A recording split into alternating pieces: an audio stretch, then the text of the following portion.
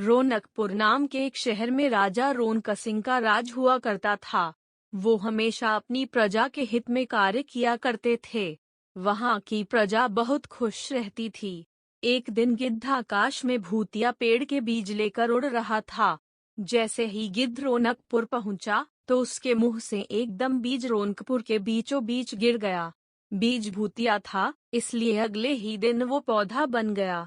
वहां के स्थानीय निवासियों ने जब पौधे को देखा तो हैरान रह गए, क्योंकि पौधे का रंग काला था। बाद में लोगों ने आपस में चर्चा की और यह समझा कि खेत में उगने वाला कोई घास पात या वनस्पति होगी। दूसरे दिन वो पौधा काफी बड़ा हो गया।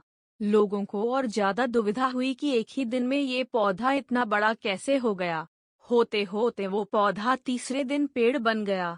समय बिता और लोग भी तेजी से बढ़ने वाले पौधे के बारे में सोच सोचकर परेशान हो रहे थे। वो इस मामले को राजा के पास लेकर गए। ऐसे जादुई पौधे का पता चलते ही राजा तुरंत उस जगह पर पहुंच गए। राजा को जैसे ही पता चला कि काले रंग का पौधा 3 दिन में पेड़ बना है, तो वो भी उस पेड़ को हैरानी से देखने लगे। राजा उस पेड़ के पास चौथे दिन पहुंचे थे और तब तक पेड़ और बड़ा हो चुका था। वो इतनी तेजी से फैला था कि किसी को यकीन ही नहीं हो रहा था। राजा समझ गए थे कि का रंग काला है, इसमें जरूर कुछ जादू टोना होगा। इसी सोच के साथ राजा ने घोषणा कर दी कि जो भी इस पेड़ को खत्म करेगा, उसे वो इनाम के तौर पर 1000 सोने के सिक्के देंगे। यही नहीं, राजा ने यहाँ तक कहा कि पेड़ को खत्म करने वाला व्यक्ति मेरी मृत्यु के बाद मेरी राजगद्दी पाने का हकदार भी बनेगा। इतनी बड़ी घोषणा सुनने के बाद हर कोई पेड़ खत्म करने के लिए अपना दिमाग लगाने लगा। राजा के सारे चतुर मंत्रियों ने भी तरकीब लगाई, लेकिन पेड़ को कोई भी नष्ट नहीं कर पाया। किसी ने पेड़ के आसपास आग लगवाई तो एक मंत्री ने उस भूतिया पेड़ को हाथियों तक से खिंचवाया, लेकिन पेड़ को कुछ भी न हुआ। अब लोगों के मन में डर बैठ गया और उन्हें लगा कि पक्का यह ऐसा वैसा नहीं, बल्कि भूतिया पेड़ है। तभी उस गांव के एक समझदार व्यक्ति को राजा की घोषणा का पता लगा। जानकारी मिलते ही वह अपने गुरु के पास भूतिया पेड़ से जुड़े रहस्य को जानने के लिए पहुंच गया।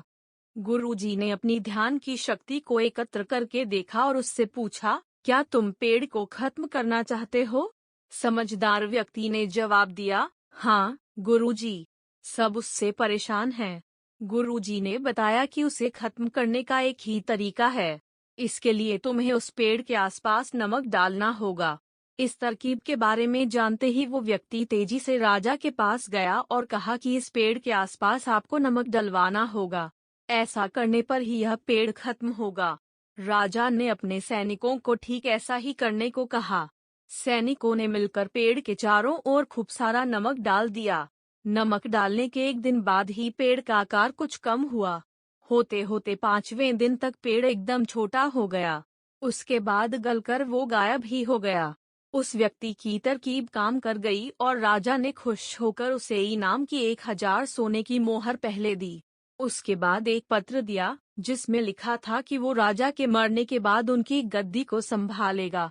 वो समझदार व्यक्ति खुश होकर अपने घर चला गया। कहानी से सीख, ऐसी कोई मुसीबत नहीं होती जिसका समाधान न किया जा सके। जरूरत है तो बस धैर्य और समझदारी की।